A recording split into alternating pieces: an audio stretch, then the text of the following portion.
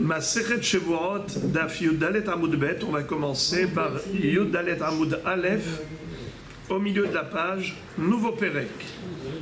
Ce deuxième chapitre de Masechet Shevuot va également traiter du sujet de Yedirot Atum'a, à savoir un homme qui était tamé et qui est rentré dans le Beth Amikdash, ou bien qui a mangé de la viande Kodesh, Korban, dans un état d'impureté. Alors il y a plusieurs catégories, soit la personne est méside, soit elle est shogeg. Si elle est méside, elle est passible de karet, elle est passible de retranchement, très grave. C'est une mort céleste, une mort prématurément, et parfois c'est même dans le Olam Haba. En tout cas, ça c'est le cas de méside. Mais si la personne est shogeg, elle est rentrée dans le Beth Amikdash en étant tamée, mais par oubli. Elle n'a pas fait attention, par inadvertance. Cette maladresse peut provenir de plusieurs oublis. Soit la personne a oublié qu'elle était tamée, soit elle a oublié que c'était le Beth Amikdash ou que c'était le Kodesh. Alors quel est le din dans le cas où la personne en effet a fait Béchogeg? Elle doit normalement apporter un korban expiatoire qui s'appelle korban enlev et yored. Enlev et yored parce que ça dépend du rang social auquel cette personne appartient. Si elle est riche, elle doit apporter une bête. Si elle est pauvre, tourterelle ou colombe. Si elle est très pauvre, eh bien de la farine, minha, une oblation en base végétale. Ce korban enlev et yored, c'est uniquement dans la mesure où on a trois éléments associés. Yedira, Herlem, Yedira. D'abord, la personne était consciente de deux choses. Qu'elle était dans un état d'impureté, qu'elle était impure, et aussi elle était consciente que ce makom, c'est le mikdash, que cette viande, elle est kodesh. Ensuite, il y a eu un oubli soit au niveau de son statut, il a oublié qu'il était impur, soit par rapport au statut du Mikdash ou du Kodesh. Il a oublié que c'était Mikdash, il a oublié que c'était Kodesh. Ensuite, il y a une prise à nouveau de conscience. La personne s'est rendue compte qu'elle a commis une infraction grave, puisque en étant impure, elle est rentrée dans le Mikdash où elle a mangé du Kodesh. Donc Yedira, Herlem, Yedira, ce sont les trois éléments qui déclenchent le Korban enlev et yored. Mais sinon, si on n'a pas ces trois éléments associés, on avait vu longuement quels étaient les corbanotes collectifs, le Sahir Hatat de Kippour, Sahir Anasa Bifnim, Sahir Anasa Bachutz, le Sahir de Moussaf de Rosh Chodesh, le Sahir de Moussafim de Shalosh Regalim. Chacun de ces Sahir Hatat a sa fonction dans le cadre de l'expiation de la faute de cet homme qui, en étant impur, est rentré au Beth Amikdash par oubli, par inadvertance. Ça, c'est de manière générale. La Mishnah, ici, reprend ce principe et ensuite, elle nous donne un chidouche. D'abord, le principe. Yedirot atum'a shetaim shen arba. Les Yedirot atum'a sont au nombre de 2 qui font 4. C'est-à-dire au total, on peut avoir 4 situations de korban enlev et yored. D'accord? Et la Mishnah elle-même s'explique. Nitma veyada. Il s'est rendu impur et il a su qu'il était impur. Venerlema mimenu hatum'a. Ensuite, il a oublié qu'il était impur. Mais Zachor est un Kodesh, mais il se souvient que cette viande c'est du Kodesh. Ou inversement, Nerla mimenu à Kodesh, mais Zachor est un Touma. Il se souvient que cette viande, elle est Korban.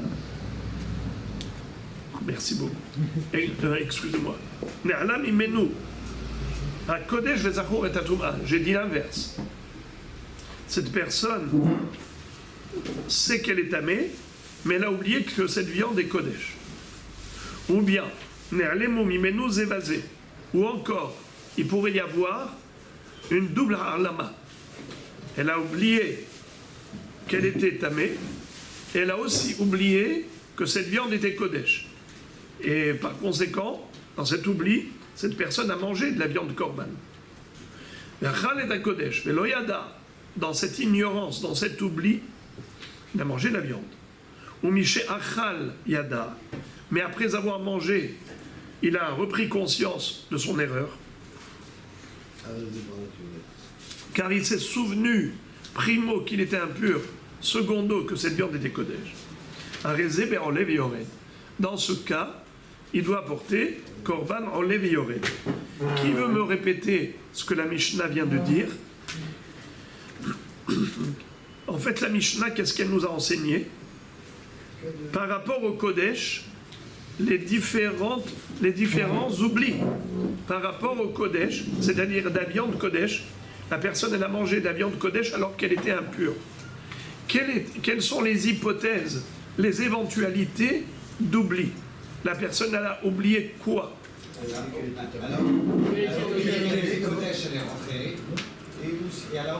Alors, il y a ici trois cas de figure présentés par la Mishnah.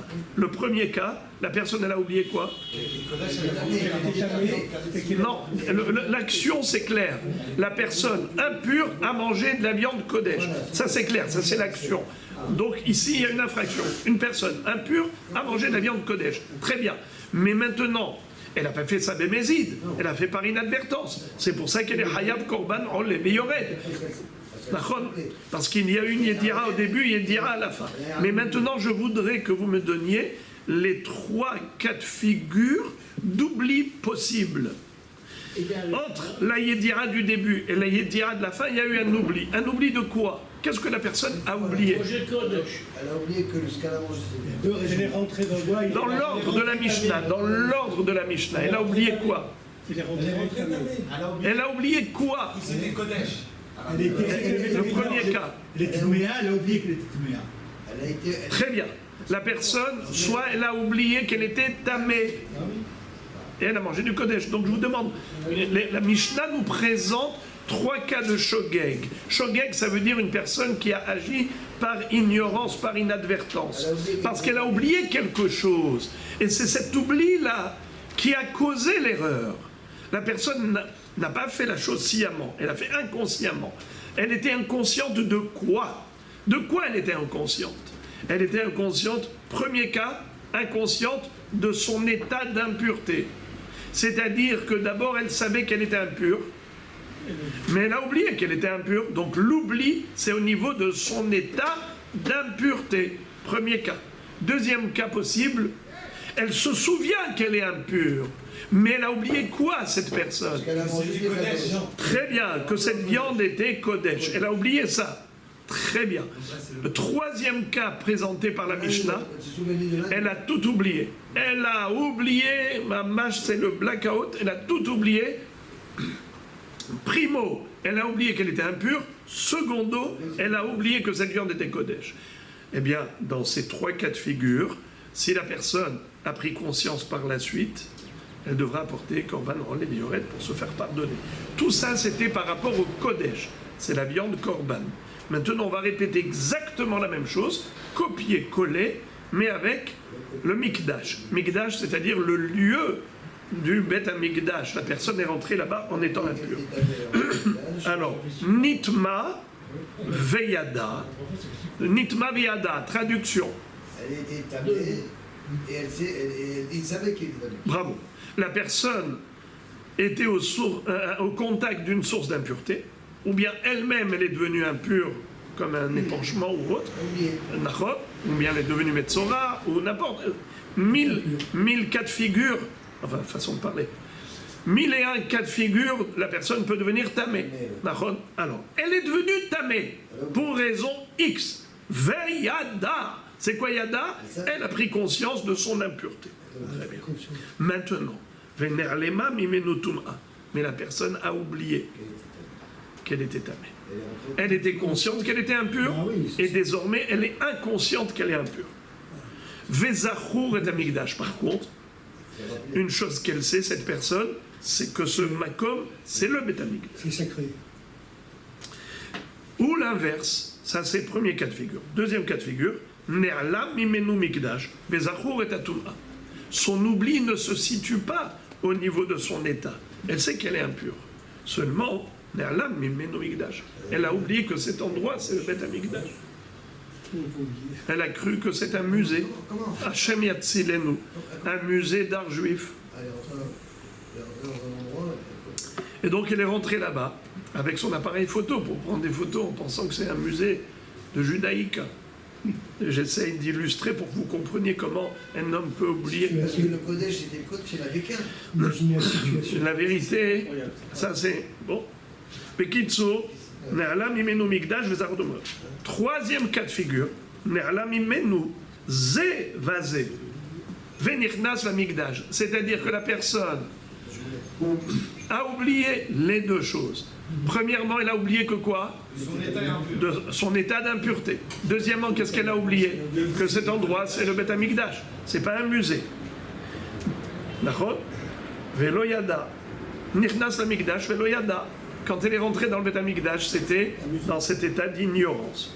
Ou misheyatsa yada. Mais quand il est sorti de là, waouh! Du coup, tous les neurones se remettent en marche. La matière grise reprend son plat. Il dit, oh là là, qu'est-ce que j'ai fait? D'accord? Harezé, Berolé, Veyored. Cette personne devra porter Korban, Olé, Veyored. Alors, Rabotai, interrogation orale. La Mishnah ici, elle a fait un copier-coller. Avant, elle a parlé du Kodesh, maintenant du Mikdash. S'il vous plaît, dites-moi quels sont les trois cas de figure de Shogeg. D'abord, condition sine qua non pour être Hayav, Korban, Relevé, Yored, il faut une Yedira au début et une Yedira à la fin. S'il vous plaît, c'est quoi Yedira? Elle est consciente de quoi? Ça ne suffit pas. Ça ne suffit pas. Elle est consciente qu'elle est Je veux... Non, la Yedira, la prise de conscience au début, elle doit être quel niveau? Elle n'est pas consciente de Deux niveaux. qu'elle est. Premièrement, elle est consciente qu'elle est tamée. Deuxièmement, elle est consciente que c'est Mikdash. Voilà. Elle doit être consciente au début déjà que c'était le Beth Amikdash. Ou bien que c'était Kodesh. Le Tosfot Yom Tov insiste là-dessus. Il dit quand on dit Yedira au début et Yedira à la fin, c'est une Yedira totale. Pas une Yedira à moitié. Il faut que la personne ait la connaissance et la conscience de tout. Au début, elle doit être consciente qu'elle est tamée, consciente que c'est le Mikdash, consciente que c'est interdit de rentrer en tant que tamée dans le Mikdash ou de manger du Kodesh. C'est cela ce qu'on appelle Yada. Il y a une Yedira totale et parfaite. Ensuite, il y a eu un oubli. Un oubli, l'oubli peut être partiel. L'oubli, il peut être un des... Donnez-moi s'il vous plaît les trois cas d'oubli. Soit il a oublié quoi? Qu'il était tamé, bravo. Soit... Non, de toutes les façons, l'action, c'est une seule et même action. C'est toujours la même action. Un tamé qui est entré dans le Mikdash. Ça, c'est sûr. Il n'y a rien qui change. C'est juste là dans la tête que ça change. Soit il a oublié qu'il est tamé, soit il a oublié que c'était le Mikdash. Très bien, bravo. Soit il a oublié qu'il était tamé, soit il a oublié le Mikdash, soit, troisième cas, il a tout oublié. Il a oublié qu'il était tamé et il a oublié que c'était le Beth Amikdash. Et il est rentré à cause de cet oubli. Maintenant, qu'est-ce qu'il y a eu ensuite?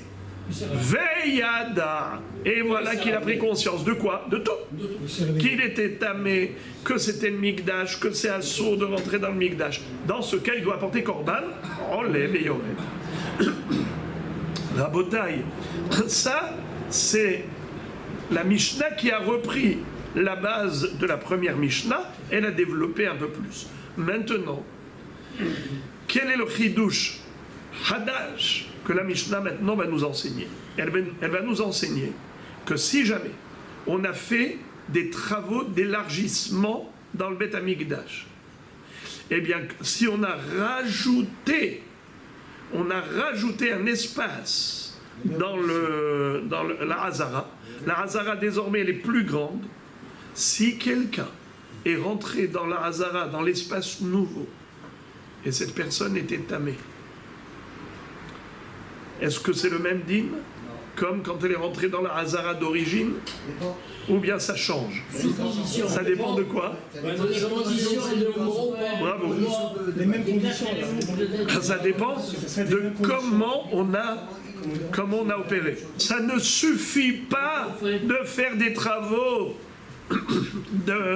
d'agrandissement. Ça ne suffit pas pour le rendre Hayav à ce monsieur qui est rentré que dans cet espace. Pour être Hayav Korban, Olev Yored, ou bien pour être Hayav Karet Bemezid, il faut qu'il y ait, après les travaux, la sanctification du nouvel espace qu'on a annexé au grand espace. Et comment on sanctifiait? La Mishnah va nous dire Ehad anichnas la'azara, ve'ehad anichnas letosefet ha'azara. Que ce soit un homme qui est rentré dans la Hazara authentique, la Hazara d'origine, ou que ce soit un homme qui est rentré dans le rajout, dans le supplément, dans l'annexe, ce qu'on a rajouté comme espace, qu'on a annexé à la Hazara d'origine. Que ce soit ceci ou que ce soit cela, il sera Hayav Korban Olev Yored, ou si c'est Beshogeg, ou Hayav Karet, si c'est Bemezid, exactement comme pour la Hazara. Tosefet à Hazara, c'est comme la Hazara, mais à condition qu'on ait déjà opéré comme il se doit pour la sanctification du nouveau lieu. Comment? Chez En Mosifin al-A'ir ve'al Hazarot, car on ne rajoutait pas dans l'espace de Jérusalem pour élargir Yerushalayim, la ville sainte. Eh bien, pour pouvoir élargir, ou bien pour élargir, pour agrandir l'espace de la Hazara, En Mosifin al-A'ir ve'al Hazarot, ela bemelech, ve'navi, ve'urim ve'tumim, ve'sanhedrin shel 71, ובשתי תודות, ובשיר, ובדין מהלכים, ושתי תודות אחריהן, וכל ישראל אחריהן. C'est-à-dire que la procédure requise pour la sanctification du nouveau lieu, c'est-à-dire quand on a élargi et agrandi l'espace de la Hazara, eh bien, ou bien agrandir l'espace de Jérusalem, eh bien tout cela, ça devait se faire avec tous ces éléments réunis. Primo, Melech, le roi d'Israël, comme Moshe Rabbeinu, qui avait sanctifié le Mishkan, il était à la fois Melech, Venavi, il faut aussi un prophète. Un roi, il faut un prophète. Urim Vetumim, il faut le Kohen Gadol, avec le Urim Vetumim, avec le pectoral. Vesanhedrin shel 71, et le tribunal de grande instance d'Israël, le Sanhédrin, qui était composé de 71 Ekenim, ou Bishte Todot, et 2 Korbanot Toda. Vous vous souvenez, on avait dit que le Korban Toda ici en question, il s'agissait des 2 pains qui accompagnaient les Korban Toda. Il y avait combien de pains qui accompagnaient? En tout, 40. Il y avait 10. Alors, 10 Hametz et 30 Matzah. 10. Rappelez-vous, c'était quoi les noms de Matzah? Rekikin, d'abord Halot, ensuite Rekikin, et après Revucha. Et c'était une question de pétrissage et de cuisson, la manière comment on allait pétrir. D'accord? Alors, Bishte Todot ou Beshir, c'est quoi le shir? On verra dans la Gemara. De quel shir il s'agissait. Rien que pour ne pas vous laisser dans le suspense, c'était Mizmor Shir Hanoukat Abayit le David. On verra aussi Shir Shel Pegaim Yoshev Beseter Elyon Betzel Shaddai Tlonan et ainsi de suite. Ou Beddin Me'alechin, et le Beddin allait donc, va y avoir une procession où va y avoir le Beddin, et avec les 2 pains derrière, Shte Todot Acharehen, Vechol Israël Acharehen, et derrière les 2 pains de Toda, il va y avoir la procession, le cortège de tout Israël. Voilà donc la manière comment on faisait pour sanctifier un nouveau lieu qu'on allait annexer à la Hazara ou à Yerushalayim. Hapenimit nechelet ve'achitzona nisrefet. La Gemara va nous expliquer par rapport à ces deux pains de Toda, le pain qui était à l'intérieur est mangé. Le pain qui était à l'extérieur va être brûlé.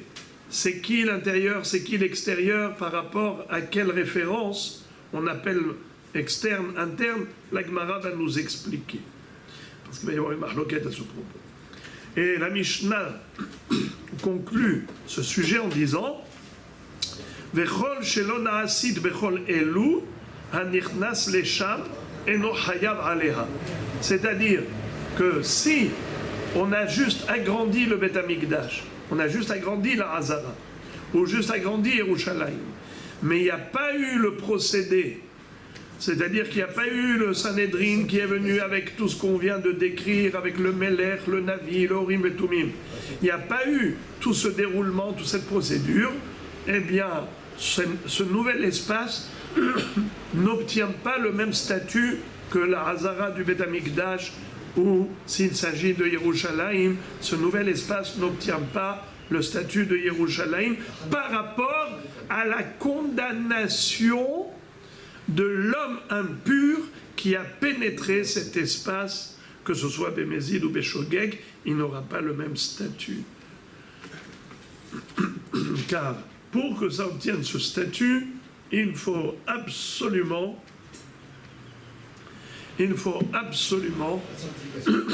la sanctification.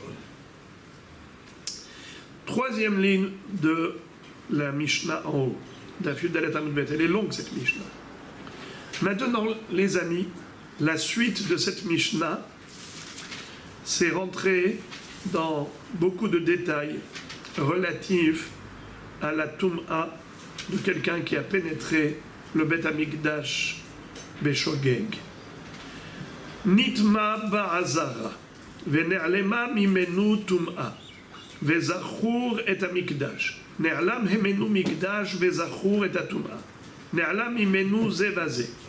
Ve'ishtahava, o sheshaha, bichdei ishtahava'a, o balo ba'aruka, hayav, ba'ketzara, patour. C'est-à-dire, si une personne est devenue tamée dans le Beth Amikdash, dans la Hazara, jusqu'à présent, nous avions parlé d'un homme qui est rentré dans le Beth Amikdash alors que cette personne était impure. Oublie ceci, oublie cela. Mais là maintenant, cet homme était tahor. Et il est devenu tamé, ce monsieur, à l'intérieur du Beth Amikdash. Et là, il a une obligation de sortir du Beth Amikdash. Mais il n'est pas sorti rapidement. Pourquoi il n'est pas sorti rapidement? Pourquoi? Alors regardez qu'est-ce qui s'est passé. Nitma ba'azara. Il s'est rendu impur dans la Hazara. Mais il a oublié qu'il est devenu impur, bien qu'il se souvenait qu'il est dans le Mikdash. Ou inversement, il était conscient qu'il était impur, mais il a perdu la conscience qu'il était dans le Beth Amikdash. Il a cru qu'il était dans un musée d'art juif. Ou bien, ou bien encore pire, comme un Alzheimer qui a tout perdu. Ça veut dire qu'il a perdu conscience de son état d'impureté, il a perdu conscience de la sainteté des lieux. Mamash alcool. Ok, et alors? Normalement, qu'est-ce qu'il aurait dû faire ce monsieur d'après vous? Il aurait dû instantanément sortir. Bravo! Sortir instantanément. C'est ça sa réaction normale. Mais il n'a pas fait ça. Qu'est-ce qu'il a fait? Au contraire, Ishtahave. Il a été Mishtahave dans le Beth Amikdash. Ou bien, il est resté là-bas le temps d'une prosternation. Eh bien, ça, c'est le Zman, c'est le laps de temps qui le rend Hayav Korban Oleh Beyored, ou qui le rend Hayav Karet si c'était Bémézid. Le Zman de Ishtahava'a, ou bien Obalo Ba'aruka. Par exemple, Maintenant, il avait la possibilité de sortir du Beth Amikdash immédiatement en empruntant un raccourci, un chemin court. Mais lui a décidé de sortir, mais en empruntant le long chemin. C'est-à-dire, quand tu es au Beth Amikdash, tu as une porte de sortie, par exemple, ici à côté. Lui, il a décidé de ne pas sortir par là, qu'on appelle Ketsara, chemin court. Il a choisi Aruka, le chemin long. Il veut sortir par l'entrée principale. Monsieur, tu as une porte de sortie à côté qui est accessible.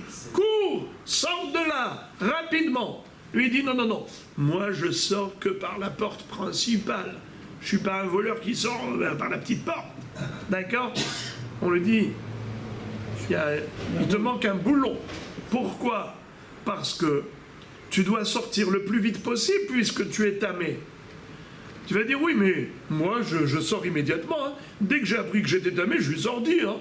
Oui, mais tu es sorti par quelle porte? La porte lointaine, au lieu d'emprunter la sortie la plus proche. Alors, dans ce cas-là, il est hayav. Alors, répétons. Comme si c'était embouteillé. Hein. Quelles sont les mesures pour être hayav? Premièrement, ishtahava. Si concrètement il s'est prosterné avant de sortir. Ou bien, shaha kede ishtahava. Il est resté le temps de prosternation. Il n'est pas sorti immédiatement. Ou bien il est sorti immédiatement. Mais pas par la sortie la plus proche, plutôt par la sortie lointaine. Balo ba'aruka, hayav. Dans tous ces trois cas, il est hayav korban enlev et yored. Et si c'était Bémézid, hayav karet. Maintenant, Baketsara, pato. Si le bonhomme, dès qu'on lui a dit, eh oh, tu es tamé. Ah bon? Il a pris la porte de sortie la plus proche. Il n'est pas resté là-bas tranquille, les bras croisés, le temps de se prosterner. Étant donné qu'il a eu la bonne réaction immédiate, il est sorti instantanément, tout va bien. Il a emprunté la Ketsara, pato. Il n'a même pas besoin d'apporter un korban. Car il était déjà dedans, en étant pur. Il n'a rien fait de mal. Et il a eu une Toum'a de manière imprévisible. Maintenant, dès qu'il a pris conscience qu'il était tamé, tout de suite il a réagi conformément à la halakha. Tout va bien pour lui. La Mishnah, donc, nous a présenté 3 cas de figure à l'intérieur de 3 cas de figure. C'est-à-dire, on parle de quelqu'un qui a commis une infraction par inadvertance, inconsciemment. Quelles sont les 3 possibilités d'inconscience? Soit il a oublié qu'il était impur, soit il a oublié que c'était le mikdash, soit il a oublié les deux, qu'il était impur et que c'était le mikdash. Et quels sont les 3 shi'urim, les mesures pour être hayav dans Korban Orlev Yored? Soit il a été mishtahavé, soit il est resté le temps de ishtahava'a, soit il avait la possibilité de sortir par la sortie proche, il a pris la sortie lointaine. Dans ce cas-là également, il est hayav. Très bien.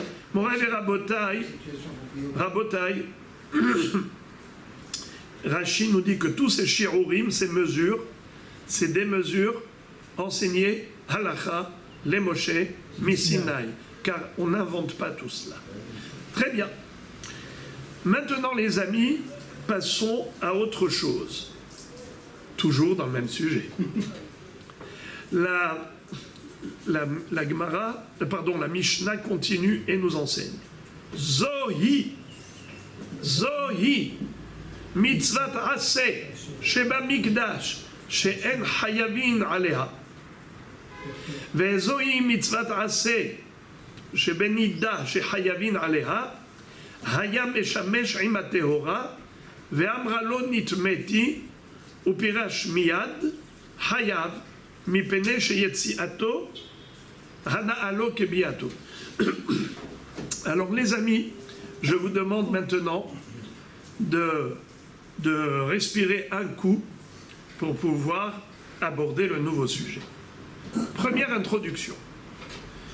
Vous le savez, que lorsque le Sanhedrin s'est trompé et qu'il a enseigné au public une halakha fausse et qui en plus était un péché très grave, ils leur ont dit par exemple que quelque chose dont on est chayav karet, comme quoi c'était permis.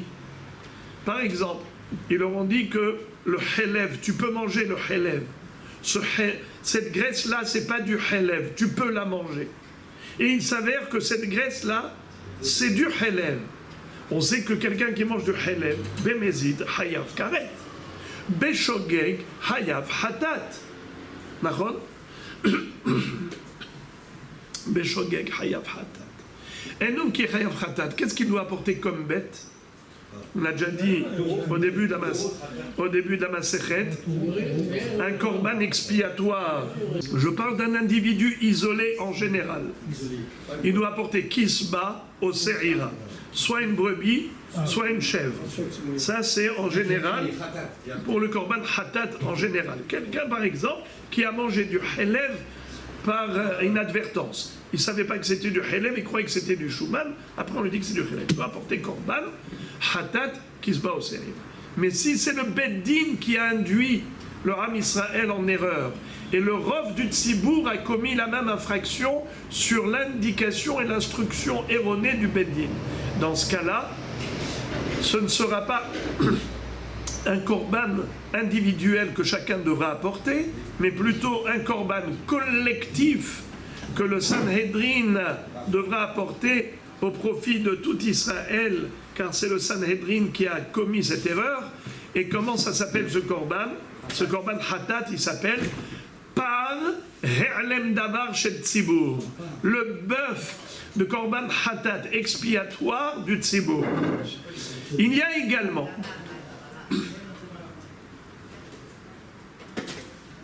également un autre korban hatat qui est un par, c'est le Kohen HaMashiach, c'est-à-dire le Kohen Gadol, qui a été oint avec l'huile d'onction pour devenir Kohen Gadol. Et lui-même, il a commis une infraction très grave, qui est passible de karet, si elle est commise bémézid. Et lui, il a commis cette avera par erreur.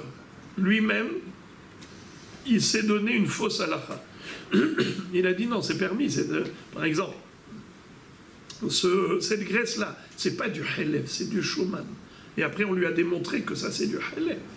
Eh bien, il devra apporter, pas comme tout le monde, qui se bat au se'ira, mais un par Kohen HaMashiach. Quel est le din de ces parim? Leur sang n'est pas aspergé comme d'habitude sur le misbeach hachitzon, mais sur le misbeach hapenimi. C'est parim anisrafim. C'est quoi parim anisrafim? Ce sont des parim qui, après l'aspersion du sang, les fnim dans le misbeach hazahav, ensuite leur corps va être sorti à l'extérieur du Bet HaMikdash pour être brûlé à l'extérieur. Pas comme tous les korbanot qui sont brûlés sur l'autel. Ça s'appelle parim anisrafim. Les parim qui sont brûlés. Ils ne sont pas korbanisés sur l'autel comme d'habitude. Bon, les frères et les amis, regardez qu'est-ce que la Mishnah maintenant va nous enseigner après cette introduction. Zoi mitzvat aseh sheba mikdash she'en hayavin aleha. C'est-à-dire, je viens de vous enseigner le principe de base, à savoir qu'un Sanhedrin qui a induit tout le monde en erreur, et il leur a dit, vous avez le droit de manger par exemple cette graisse, finalement, il s'avère que c'est pas de la graisse cachère, du shuman, c'est de la graisse interdite, c'est du chelev. Alors, dans ce cas-là, on apporte par Herlem Davar Shel Tzibour. Très bien. Mais maintenant, devinette, les amis, écoutez la devinette. Comment est-ce possible que le Beddin ait induit le public en erreur et ils leur ont dit que c'est permis de faire quelque chose, et là, on ne va pas apporter le par Herlem Davar Shel Tzibour. Ça veut dire bien que la faute qu'a commise Israël par l'erreur dans laquelle le Bedin les a induits, on ne devra pas apporter un korban collectif par Alem Davar Shel Tzibour. Quelle est cette faute pour laquelle il n'y a pas de par Alem Davar Shel Tzibour? Et pourtant, c'est une avera de karet, Bémézid et Béchogeg, il y a un korban Hatan. Ouais, la majorité du Tzibour a commis la faute. Non, il faut que soit tout le monde ait commis l'infraction, soit le rov du Tzibour. La Mishnah dit Zohi mitzvat ase sheba mikdash she'en hayavin alea. C'est-à-dire, Rashi nous dit que dans Masechet Horayot, vous connaissez la Masechet la plus courte du chasse, c'est laquelle? Horayot. Il n'y a que 14 dapim. Mais là-bas, ça parle de toutes les erreurs du Beddin. Si le Sanhedrin s'est trompé, à chaque fois, quel est le din?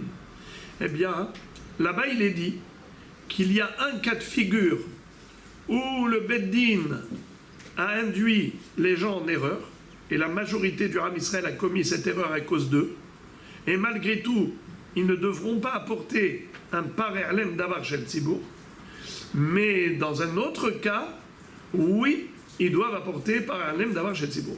Quel est le cas où non? Quel est le cas où oui? La Mishnah nous dit Zoï mitzvah ta'aseh. C'est cela l'obligation qui a causé une infraction. Mitzvah ta'aseh sheba mikdash she'en hayavim alea. Alors on va s'expliquer. Vous savez que dans la Torah on nous demande d'écarter les gens impurs des lieux saints. Qu'est-ce qu'on appelle un lieu saint? Dans le désert, regardez comment était constitué le camp d'Israël. On avait 3 mahanot, 3 camps. Mahane Shechina, Mahane Lévia et Mahane Israël. Au milieu, on avait le Mishkan, le sanctuaire. Ça s'appelle Mahane Shechina, le camp de la Shechina. Tout autour, on avait Mahane Lévia, le camp des Léviim. C'était qui? 4 familles de Lévi. Moshe Rabbeinu, Aaron à Cohen et leurs enfants étaient devant, à l'est. Ensuite, dans les 3 points cardinaux, nord, sud et ouest, on avait Gershon, Kehat et Merari. 3 familles de Lévi. Gershon, Kehat et Merari. Ça fait que le Mishkan est entouré que de Léviim.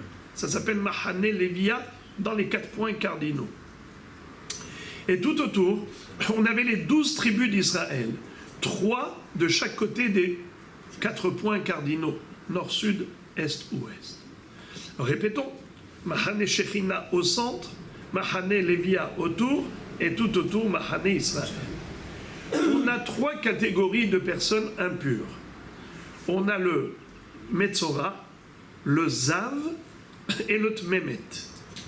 Quelqu'un qui a touché un mort s'appelle Tmemet. Quelqu'un qui a eu un écoulement, ce qu'on appelle un écoulement de gonorrhée. En français, c'est Ziva. Ce n'est pas une éjaculation normale. Il ne s'agit pas d'une semence normale avec une érection. C'est pas une pollution nocturne. C'est un écoulement comme une maladie, même avec Evermet, même lorsque le membre est mort, malgré tout, il a cet écoulement qui s'appelle Ziva, qui le rend tamé. Alors bon, il y a les halachot de Ziva que je ne vais pas maintenant rappeler quand il y a eu une perte, ou 2 pertes, ou 3 pertes. Donc on passe de Zav Kal à Zav Hamour sans Korban, Shiva Yamim, à Zav Hamour, Shiva Yamim avec Korban. On ne rentre pas maintenant dans le détail, c'est pas le sujet. Juste que vous sachiez que le Zav ou la Zava sont tmeim. Également le Metzora. Quelqu'un qui a été atteint de lèpre, c'est le Metzora. Alors maintenant, je vous pose la question. Rabbi Hubert, d'après vous, où est-ce que, de quel mahané on doit renvoyer le lépreux? De quel mahané on doit renvoyer le Zav? Et de quel mahané on doit renvoyer le Tmemet? On a 3 mahanot. Shechina, Lévia et Israël. Et on a 3 Tmeim dont la Torah nous parle. Vishallehu mina mahane, kol tsarua, vechol zav, vechol tameh la nafesh, velo yetameu et mahanehem. Alors, il faut les renvoyer. Mais d'où? Tu renvoies tout le monde des trois? Pas du tout. Écoutez bien. Écoutez, langue gauche. Le Metzora doit être écarté des trois Mahanot. Le Metzora ne peut résider dans aucun des trois lieux. Ni Mahane Israël, à plus forte raison pas Mahane Lévi, à plus forte raison pas Mahane Shechin. Très bien. Le Zav, il est Meshulach Mishte Mahanot. Le Zav ne peut pas être dans Mahane Lévia ni dans Mahane Shechina. Par contre, il peut se retrouver dans Mahane Israël. Le Tamémet, il est Meshulach que de Mahane Shechina. Mais il peut résider dans Mahane Lévia, à plus forte raison, Mahane Israël. Très bien. Interrogation orale. Metzora, il est Meshulach de les trois Mahanot. Le Zav, Shte Mahanot. Le Tamémet, Mahane. Très bien. Maintenant, dites-moi, quelle était la correspondance à Yerushalayim, en Eretz Israël? Parce que ce que je vous ai dit, les trois Mahanot, c'est dans le désert. Là-bas, on avait en effet Mahane Shechina, Lévia et Israël. Mais quelle est la correspondance en Israël quand on est rentré en Eretz Israël? Bravo. Alors, en effet, ce qui correspond à ces trois Mahanot, c'est le Beth Amikdash, le Har HaMoriah et Yerushalayim. Yerushalayim, la ville sainte, correspond à Mahane Israël. Le mont Moriah, où se trouve le Beth Amikdash, correspond à Mahane Lévia. Et les Léviim et le Beth Amikdash correspond à Mahane Shechina. Donc les trois Tmeim, le Metzora, le Zav et Tmemet, vous avez compris d'où on doit les renvoyer. Maintenant, qu'est-ce qui s'est passé? L'erreur commise par le Sanhedrin, c'est qu'ils ont induit la collectivité en erreur en leur disant qu'ils ont le droit de rentrer impurs dans ce lieu. C'est-à-dire que la majorité du Tzibour était tamé. Imaginons que la majorité du Tzibour était tamé, et on dit vous pouvez rentrer ici. D'accord? Ou pareil, ils sont rentrés, par exemple, des Tmemet dans Mahane Shechina, ou bien des Avim dans Mahane Lévia, le mont Moriah, ou bien des Metzoraim dans le Mahane Israël à Jérusalem, ils l'auront permis. Et c'est une erreur. Alors imaginons, voilà, qu'ils étaient dans le Beth Amikdash, ils l'auront autorisé. Donc ils ont causé une infraction grave à la majorité d'Israël sur leur instruction erronée. Ils ont dit vous avez le droit de rentrer ici, Betoum'a. Et ce n'est pas vrai. Est-ce que, dans ce cas, le Sanhedrin Agadol va devoir apporter par Erlem Davar chez le Tzibour? Réponse oui ou non? Non. Vous dites non, pourquoi non? On l'a dit tout à l'heure, ils ne sont pas jugés.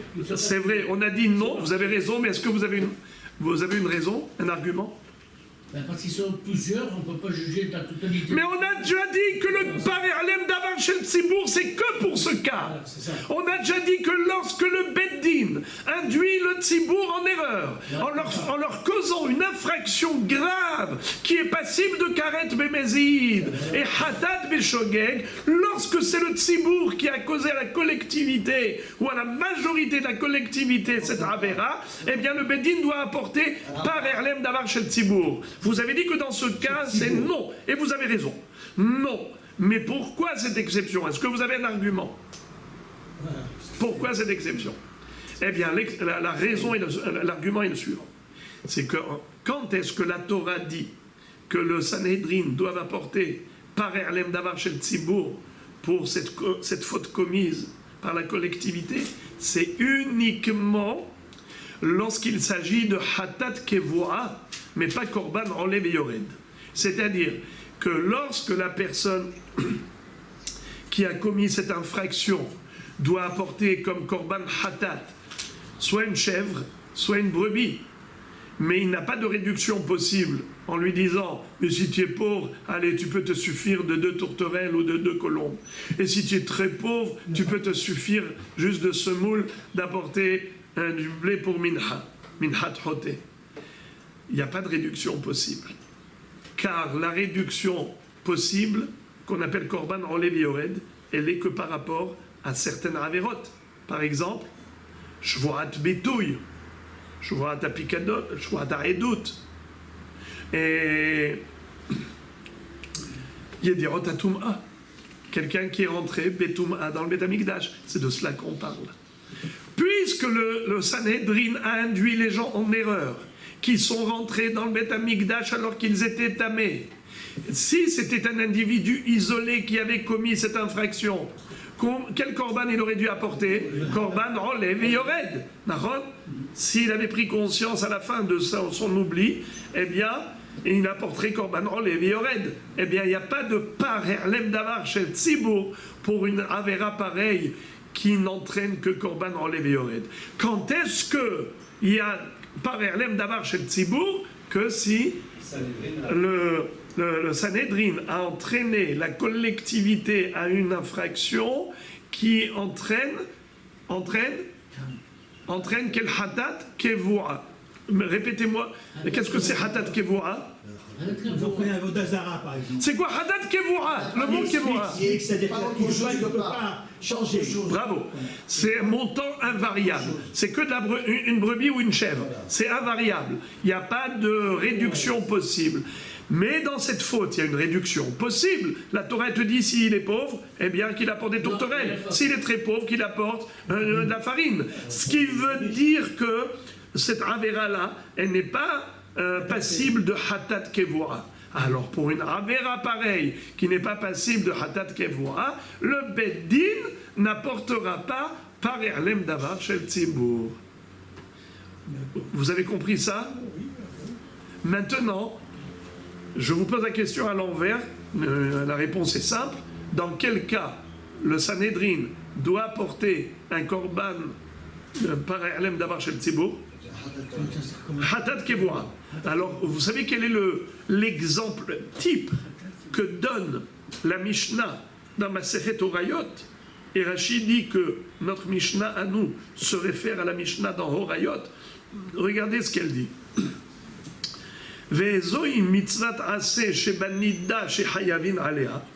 Par contre, quel est le genre de Avera pour lequel le Sanhédrin va devoir apporter par erlem davar shel tzibur, si par exemple le Sanhédrin a induit en erreur le tzibur par rapport à une faute de nida?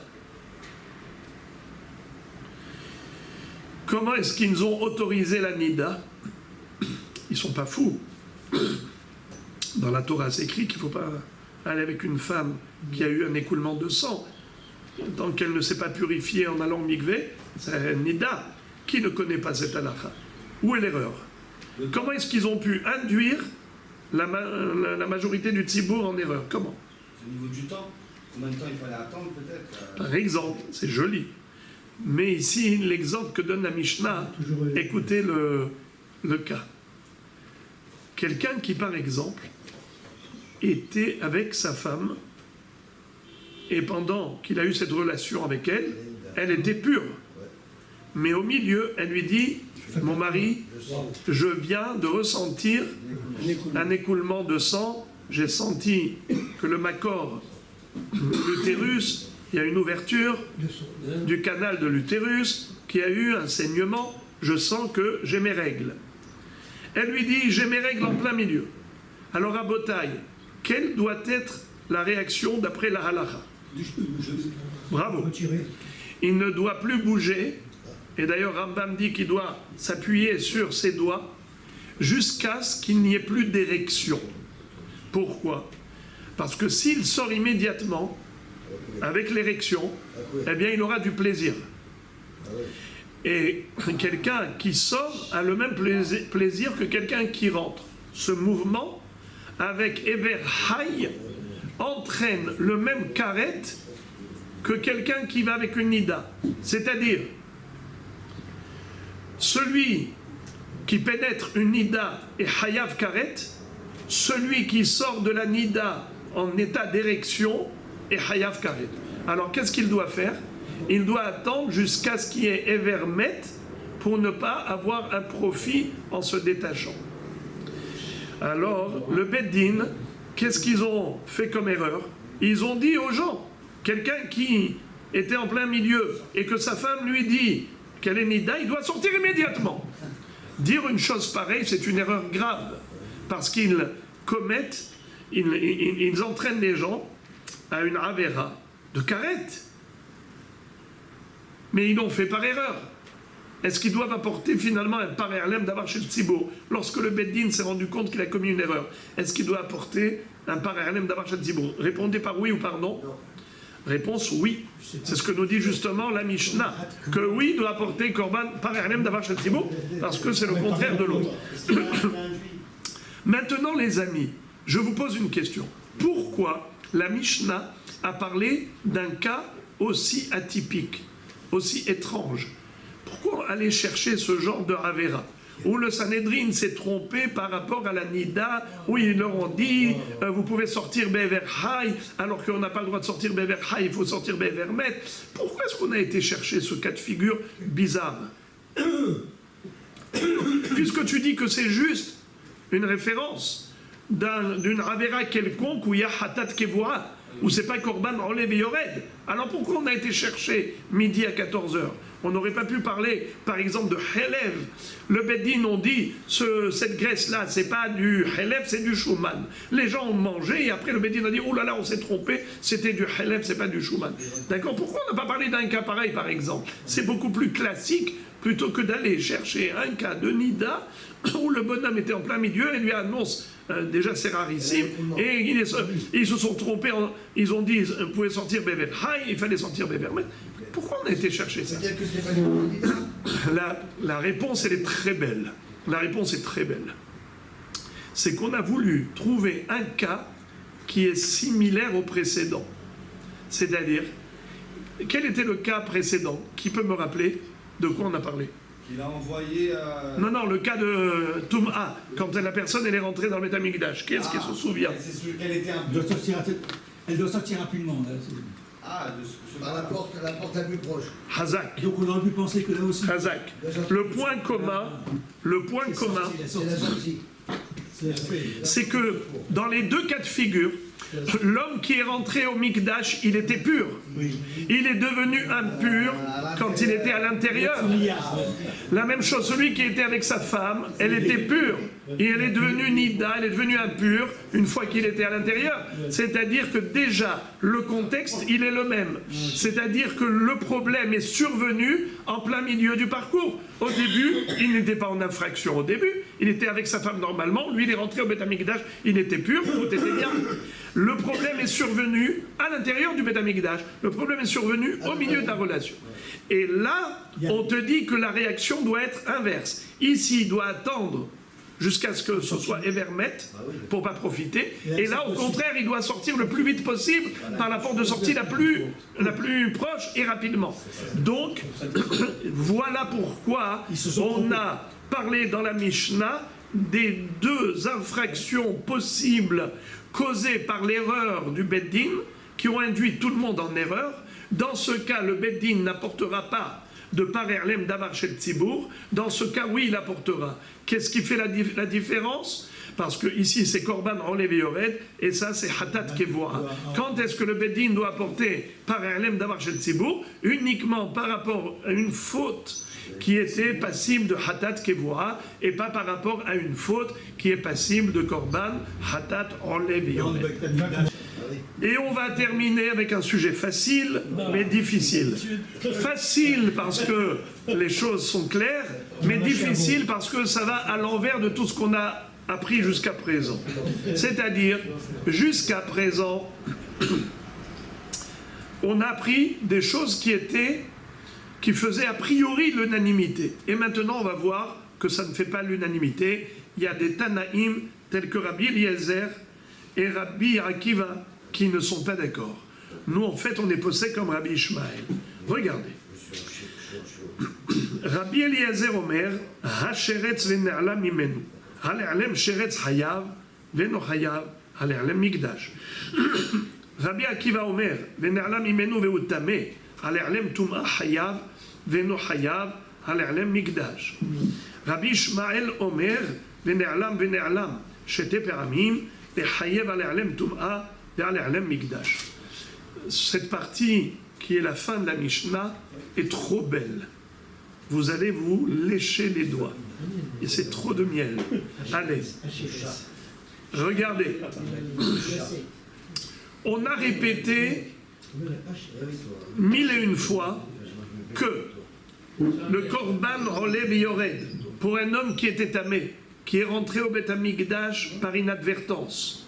On a dit que les oublis sont de deux catégories. Soit la personne a oublié qu'elle était impure, elle est rentrée au Mikdash où elle a mangé du Kodesh, soit l'inverse, la personne savait qu'elle était impure, mais elle a oublié que c'était le Mikdash ou que c'était Kodesh. Et on a dit que ces deux cas de figure, ça s'appelle Shogeg. On a dit qu'en effet, la personne devra apporter Korban, Rolev et Yored dans ces deux cas de figure.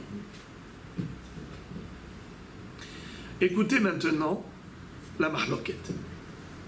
Tout ce qu'on avait dit à l'époque, vous savez qui l'a dit? C'est Rabbi Ishmael. Mais Rabbi Akiva et Rabbi Eliezer ne sont pas d'accord avec lui.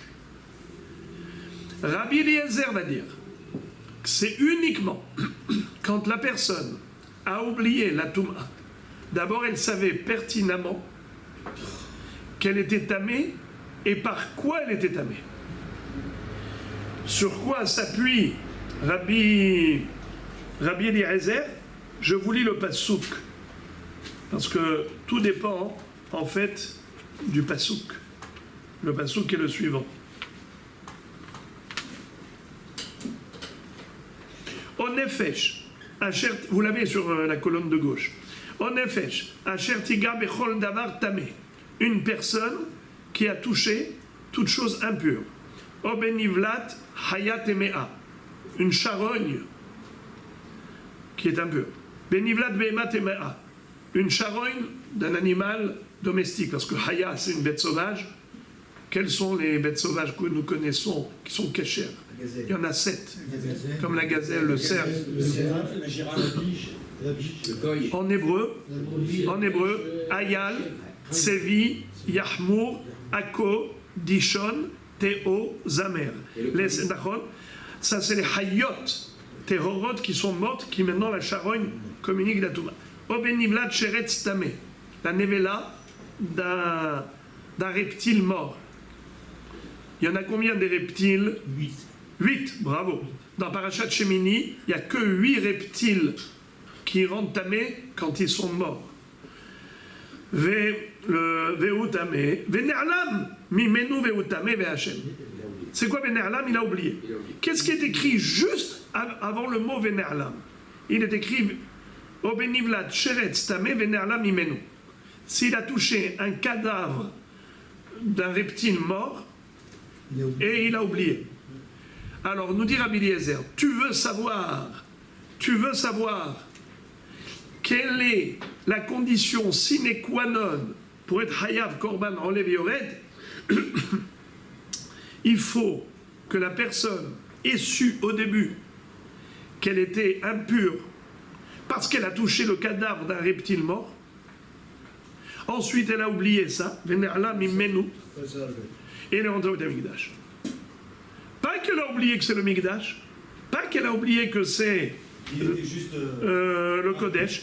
Il faut qu'elle ait oublié la Touma. Et aussi, il fallait qu'avant qu'elle ait oublié la Touma, il faut qu'elle ait eu la connaissance de la Touma. La Yedira. Mais pas simplement qu'elle savait qu'elle était tamée, il fallait qu'elle sache par quoi elle est devenue tamée. Donc pour Rabbi Eliezer, écoutez bien, je répète, c'est la... comment on appelle ça? L'opinion extrême. C'est Rabbi Eliezer. Il dit, primo, il faut qu'il y ait une Yedira précise. Laquelle Yedira précise? De savoir par quoi il s'est rendu tamé. Vous savez d'où Rabbi Eliezer le déduit? Parce qu'au début du passouk, il est écrit au nefesh asher tiga bechol davar tameh. Une âme qui a touché une chose impure. Et après on te dit benivlat chayat mea, benivlat behemat mea, benivlat sheretz tameh, vene'ala mimenu ve'utame ve'asher. Mais attends, tu m'as dit bechol davar tameh, tu as tout dit, toute chose impure. Tu dis non, ça ne suffit pas toute chose impure de manière générale. Nivlat behemat mea, nivlat chayat mea, sheretz tameh, ça veut dire qu'il faut connaître avec précision l'origine de la Touma qui l'a rendu impure. On a compris les frères et les amis? D'accord. Maintenant, C'est Rav comment? Rabbi Eliezer. Eliezer. Deuxième halakha, c'est que l'oubli est relatif à la Touma et pas relatif au Kodesh. Quelqu'un qui a oublié qu'il était tamé, et il est rentré au Mikdash, lui il apporte Korban en Lévi Yored. Mais quelqu'un qui savait qu'il était tamé, juste il a oublié que ce makom est Mikdash, ou que cette viande est Kodesh, et il a mangé à cause de cet oubli, il n'apportera pas de Korban en Lévi Yored. Donc Rabbi Eliezer, c'est un chidouche extraordinaire. Rabbi Akiva pense comme lui, mais pas tout à fait. Pour Rabbi Akiva, il descend d'un cran seulement. Il dit, si la personne savait qu'elle était tamée, même si elle ne savait pas à cause de quoi, si c'est sheret, si c'est un nivlat, un behemat mea, ou nivlat hayat mea, ce n'est pas grave. La personne, elle savait qu'elle était tamée, ça suffit. Ensuite, elle a oublié quoi? Qu'elle était tamée. Et elle est entrée au Mikdash. Il doit apporter Korban dans les Yored. Mais si cette personne savait qu'elle était tamée, mais elle a oublié que c'est Mikdash ou Kodesh, elle n'apportera pas. Selon Rabbi Akiva, il n'apportera pas. Car il pense comme Rabbi Eliezer, que le Vene'alam, c'est par rapport à la Touma. Sur quoi il s'appuie? Sur un autre pasouk. Le pasouk d'après où il y a écrit Okiga betum'at adam lechol tum'atu asher itmaba vene'alam imenu v'uyada ve'Hashem. Le Vene'alam se rapporte à la Touma. Il a oublié quoi? Qu'il était tamé. Pas qu'il a oublié que c'était Kodesh ou Mikdash. Très bien. Maintenant, Rabbi Ishmael, troisième opinion. Rabbi Ishmael Omer, Vene'alam, Shete Peramim, Lechayev Ale'alem Tum'a, Ve'ale'alem Mikdash.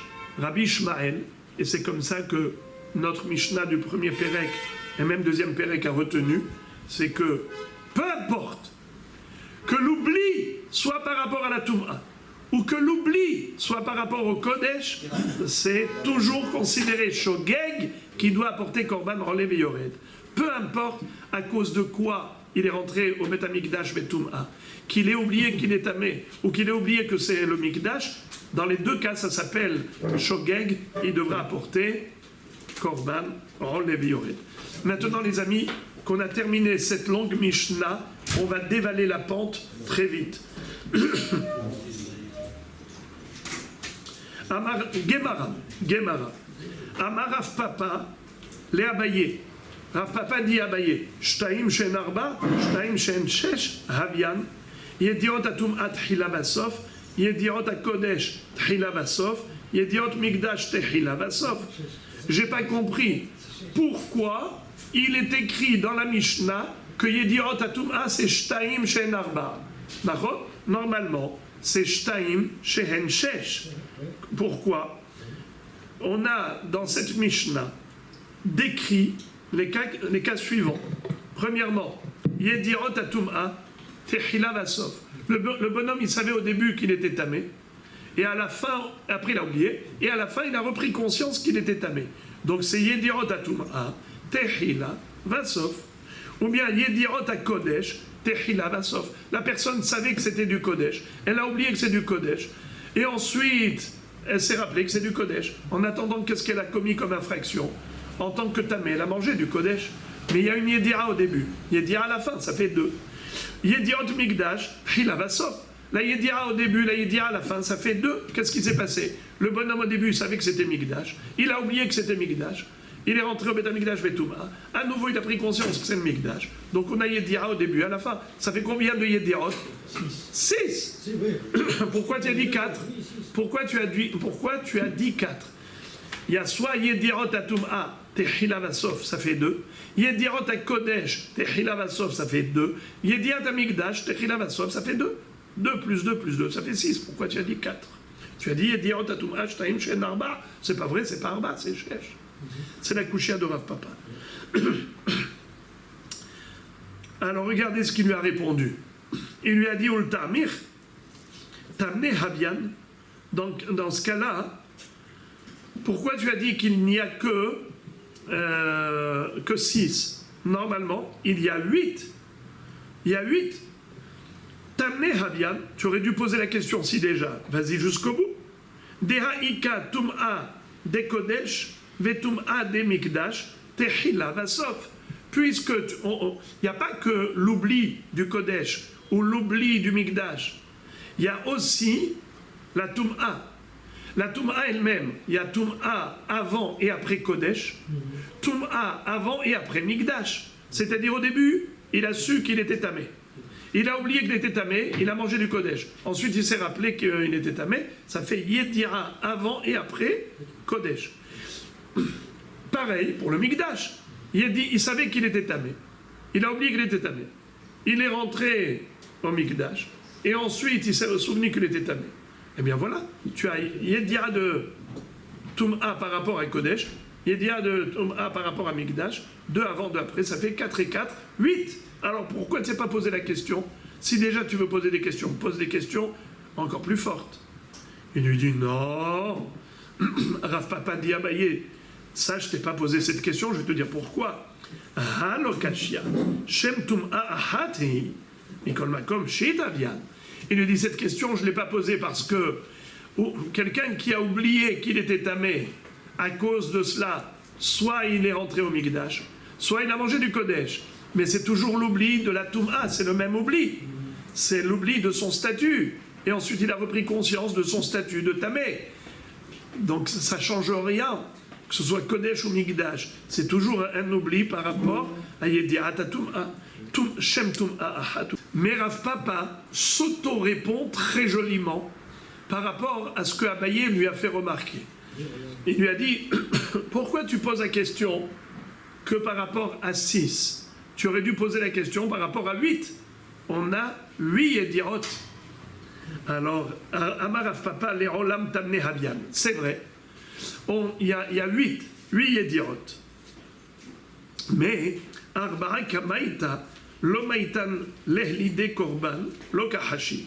Arba'a Batraita, De Maitan Lehlide Korban Kahashi. Rav Papa a dit, tu veux savoir pourquoi il y a écrit dans la Mishnah que 2 qui font 4 et non pas 4 qui font 8? Je vais te dire pourquoi. Parce que on a tenu compte dans notre Mishnah que des Yedirot qui entraînent le Korban. C'est quoi la Yedira qui entraîne le Korban? C'est la Yedira Bassof. Car les Yedirot d'avant la faute, les Yedirot d'avant l'oubli, ça n'entraîne pas de Korban. Parce que la personne, si elle a oublié, elle ne va pas apporter le Korban. Quand est-ce qu'elle va réagir? Quand elle va se rappeler. C'est la Yedira de la fin qui fait prendre conscience à l'homme la nécessité d'apporter un Korban pour se faire pardonner. Mais tant que la personne n'est pas consciente de la faute, pourquoi tu veux qu'elle apporte un Korban? Donc ce qui entraîne l'homme au Korban, c'est la prise de conscience finale. Donc c'est les Yedirot de la fin. Elles sont au nombre de 4. Yedirat Tum'a avant le Kodesh, Yedirat Tum'a après le Kodesh, Yedirat Tum'a avant Mikdash, Yedirat Tum'a après Mikdash. Ensuite, parlons du Kodesh, quand il a oublié que c'est Kodesh. Yedirat Kodesh avant la faute, Yedirat Kodesh après la faute. Yedirat Mikdash avant la faute, Yedirat Mikdash après la faute. Dans tous ces cas, c'est un tamé qui a fait la Ravera. Eh bien, qu'est-ce qui entraîne le Korban? C'est la Yedira finale. Donc les 4 Yedirot, c'est de cela qu'on parle quand on a dit Arba. Première réponse que s'est donnée Rav Papa lui-même à sa question. Vika de Amré. Et il y a ceux qui disent, il y a une deuxième version, comment Rav Papa s'est auto-répondu. Vika de Amré. Amar Rav Papa, les Olam Tamne Habian. Les Arba'i Kamaita. Delitanu Bechol HaTorah Kula Kahashim. Arba'a Batraita. Delitanu Bechol HaTorah Kula Lo Kahashim. Rav Papa a dit, tu veux savoir pourquoi on a dit que 4 au lieu de dire 8, alors qu'en réalité, il y a 8 Yedirot dans l'histoire. il dit ce sont les Yedirot qui sont spécifiques au Korban Olev Yored de Tumat Mikdash Vekodashav. Pourquoi? Parce qu'en général, dans la Torah, quand quelqu'un doit apporter un Korban, de quel cas il s'agit? Shogeg. Comment il était Shogeg? Eh bien, il a commis la chose par inadvertance, par oubli, par erreur. Mais quel est le din si le bonhomme n'a jamais eu de Yedira préalable? Par exemple, un homme n'a jamais appris que Shabbat, c'est assour de coudre. Il n'a jamais appris. Et maintenant, il a appris que Shabbat, c'est assour de coudre. Il savait que Shabbat, c'est Shabbat, il savait qu'il y a des travaux interdits, mais il ne savait pas que ce travail précisément s'appelle travail. Mais l'achat interdit de Shabbat, il ne savait pas. Il n'a jamais appris ça. Et donc, il a commis la faute. Maintenant, il doit apporter un korban quand il va prendre conscience, quand il a appris, bien sûr. Maintenant qu'il a appris, il faut qu'il apporte un korban. Est-ce qu'il avait besoin d'avoir une Yedira au début? Non. Il y avait 0 Yedira au début, il n'a jamais appris. Il n'a jamais appris. Et malgré tout, quelle est la halakha? Le jour où il va apprendre qu'il a commis une infraction shabbatique, il doit apporter korban.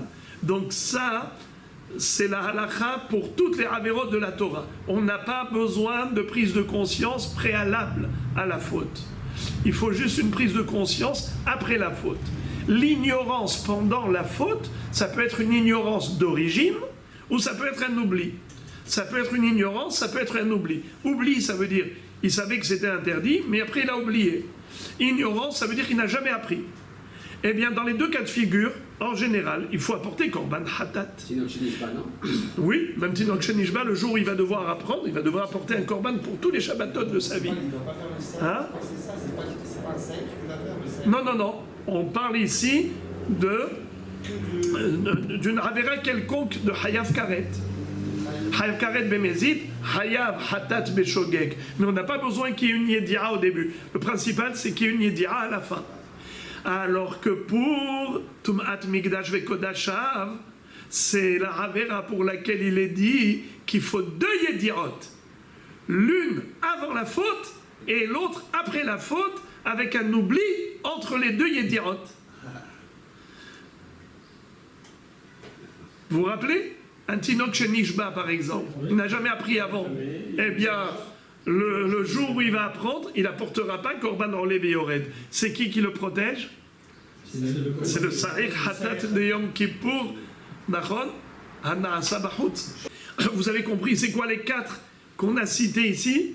D'après la deuxième version, c'est les 4 premières Yedirot. Pas les 4 dernières, parce que les 4 dernières, c'est classique. Mais les 4 premières, c'est du jamais vu. Ceux-là, on les a cités ici, parce que c'est inhérent à cette Avera qui s'appelle Tumat Mikdash Vekodash. Il y en a 4 Yedirot. Vous voulez qu'on les énumère, les 4 Yedirot? Il y a eu Yedira de Tum'a avant, oubli, et il est rentré au Mikdash, Yedira. Yedira de Tum'a avant, oubli qu'il était tamé, et il est rentré dans le Mikdash, et ensuite il s'en est rendu compte, Yedira. Maintenant, on a encore 2 autres cas. Il savait qu'il était tamé, mais il a oublié que c'était du Kodesh. Au début, il savait que c'était du Kodesh, il savait qu'il était tamé, mais il a oublié que c'est Kodesh, et il a mangé. Et ensuite il a pris conscience. Donc il avait la Yedira du Kodesh, il a perdu la Yedira du Kodesh. Et en nouveau, il a retrouvé la Yedira. Maintenant, Mikdash. Il avait la Yedira qu'il était tamé et que ça c'est Mikdash. Ensuite, il a oublié que ça c'est Mikdash. Il est rentré là-bas, Betouma. Ensuite, il s'est souvenu que c'est le Mikdash. Nouvelle Yedira. Quelles sont les 4 Yedirot qu'on a citées? C'est les 4 premières. Pourquoi? Car elles sont exceptionnelles. On ne les trouve pas dans les autres Averot de la Torah. Dans les autres Averot de la Torah, on n'a pas besoin de Yedira au début. Même si la personne était ignorante depuis le début de sa vie, elle devra apporter tout de même Korban Hatat pour la Avera le jour où elle prendra conscience. Alors que pour le Tumat Mikdash Vekodashav, quelqu'un qui n'avait jamais appris n'apporte pas Korban Olev Yored parce qu'il n'avait pas de Yedira avant l'oubli. Il a eu une ignorance depuis le départ.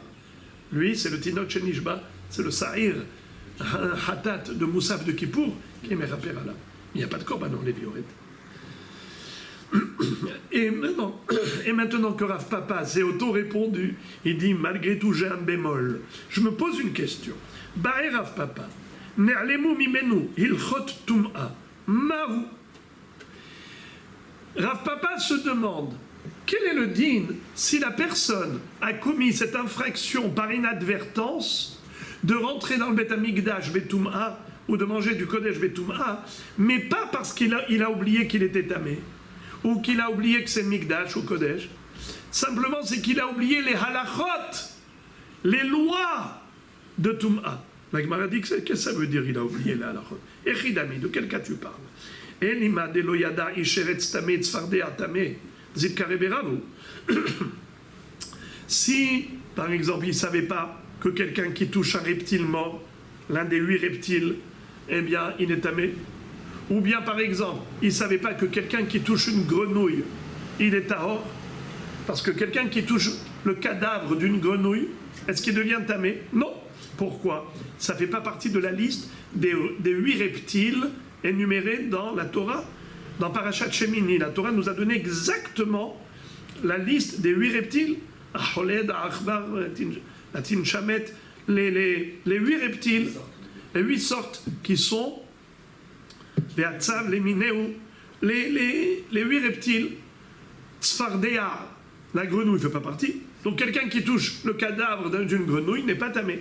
Mais quelqu'un qui touche le cadavre de Holed ou de Achbar ou de Tzav, eh bien oui, il devient tamé.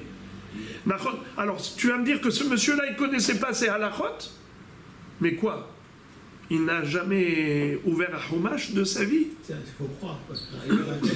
Parce que, les amis, je sais que vous êtes étonnés, parce que nous-mêmes, on ne connaît pas bien les 8 reptiles. Mais à l'époque où ils vivaient avec la Toum'a et la Tahara, ils avaient le Beth Amikdash, ils avaient la Terouma et ainsi de suite. Eh bien, peut-être qu'ils sont les sources du 7 et pas le 8e. ils faisaient très attention, tout le monde connaissait ça. Tu ouvres le chumash, et si toi tu ne connais pas le chumash, tu as ton copain qui connaît les 8 reptiles. Donc, tu peux demander, nul n'est censé ignorer la loi. La loi, elle est écrite clairement, et si toi tu ne connais pas, tu demandes à ton copain.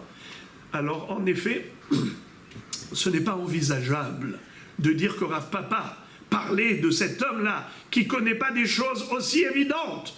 Quoi, il ne sait pas ce qui est écrit dans la Torah. Zil Kareberav, va au Beth Midrash, va à l'école, on va t'apprendre à la maternelle. Tu peux l'apprendre et l'oublier.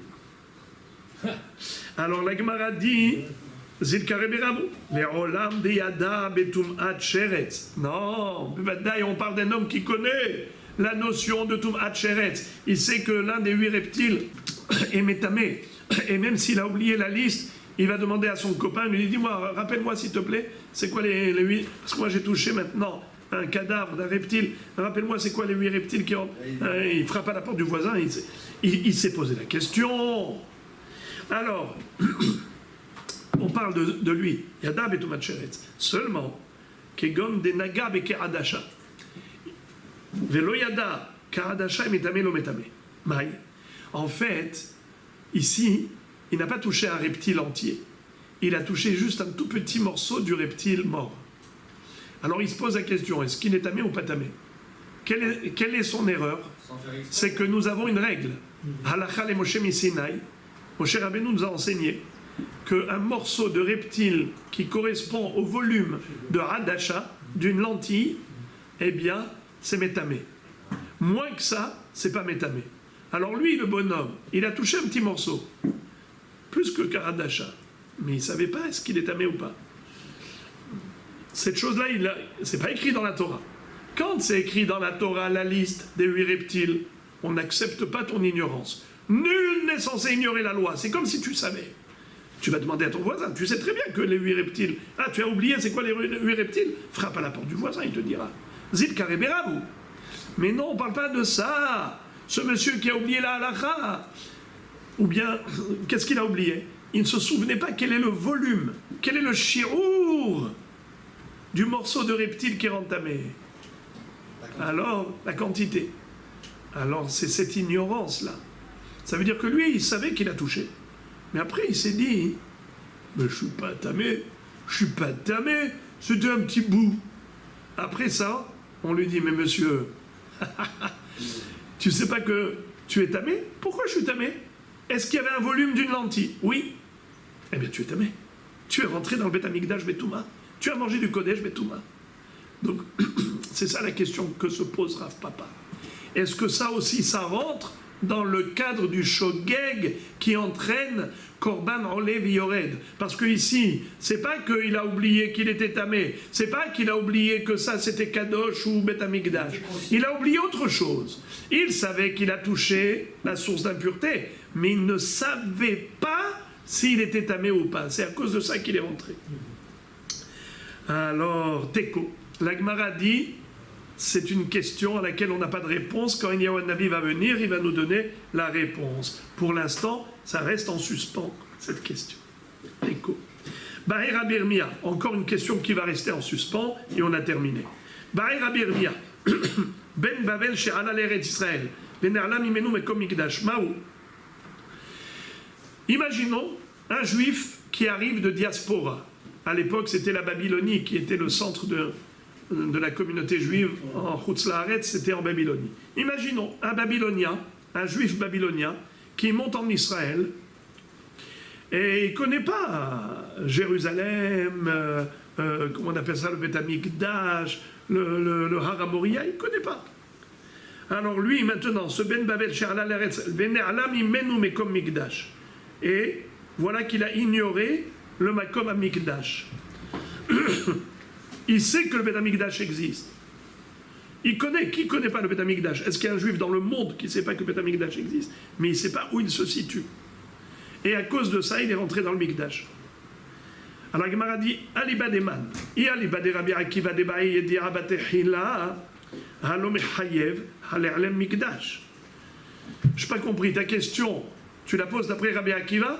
Rabbi Akiva a dit que de toutes les façons, quelqu'un ne peut être Hayab Korban Olev Yored que si son oubli est relatif à son état d'impureté, pas relatif au Beth Amikdash. De toutes les façons, il n'y a pas de Korban Olev Yored pour Erlem Mikdash, que pour Erlem Touma.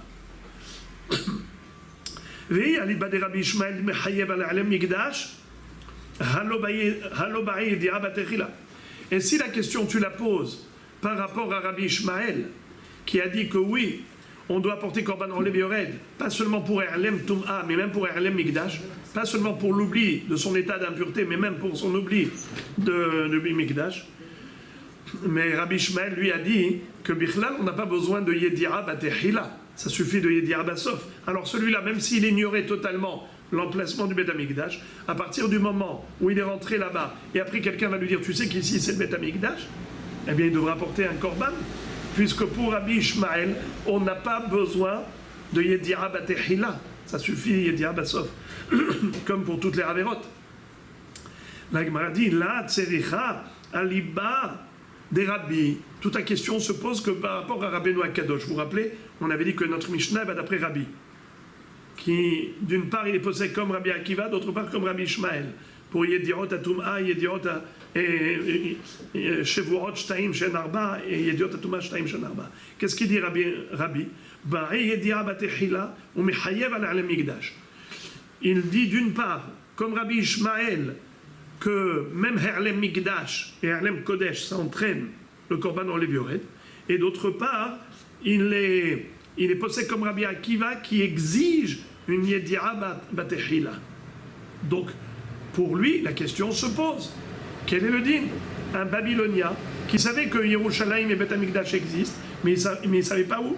Quel est le din?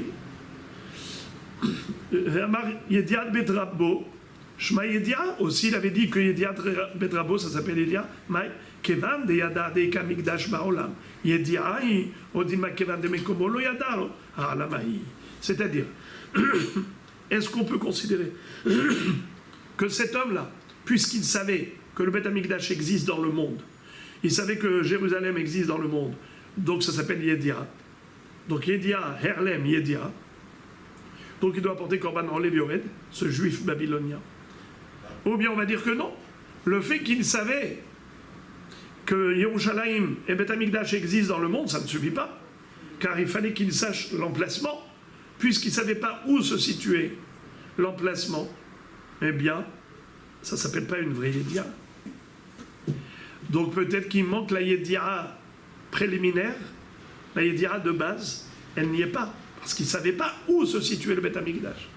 Puisqu'il ne savait pas où se situait le Beth Amikdash, tu ne peux pas considérer qu'il avait une Yédia au début. Et donc il n'apportera pas de Korban, d'après Rabbeinu Akadosh qui exige une Yédia au début. Donc c'est ça le safek de Rabbi Yirmiyah. Est-ce qu'il doit apporter Korban, oui ou non? Est-ce que la Yédia vague de savoir que Beth Amikdash ça existe dans le monde, ça s'appelle une Yédia. Ensuite, quand il est rentré là-bas par ignorance que c'est Beth Amikdash, c'est Halem. Et après, quand il a pris conscience, c'est Yédia. Yédia, Halem, Yédia, Korban. Ou bien on va dire non, sa Yédia première, c'était une Yédia trop vague. Il sait que le Beth Amikdash ça existe. Mais il n'a jamais su qu'il était là, que cet endroit c'était Beth Amikdash. S'il savait au début que cet endroit c'est Beth Amikdash, et ensuite il a oublié, il a cru que c'est un musée d'art juif, il est rentré là-bas, alors là, oui, en effet, il doit apporter Korban dans les Viored. Mais lorsque sa Yédia préliminaire, elle n'était que d'ordre général, il sait que ça existe Beth Amikdash dans le monde, c'est pas une Yédia assez précise pour la considérer Yédia, Batehila, et par conséquent, il n'y aura pas de Korban dans les Viored. À cause de ce safek, la Gemara dit Teko. On n'a pas de réponse.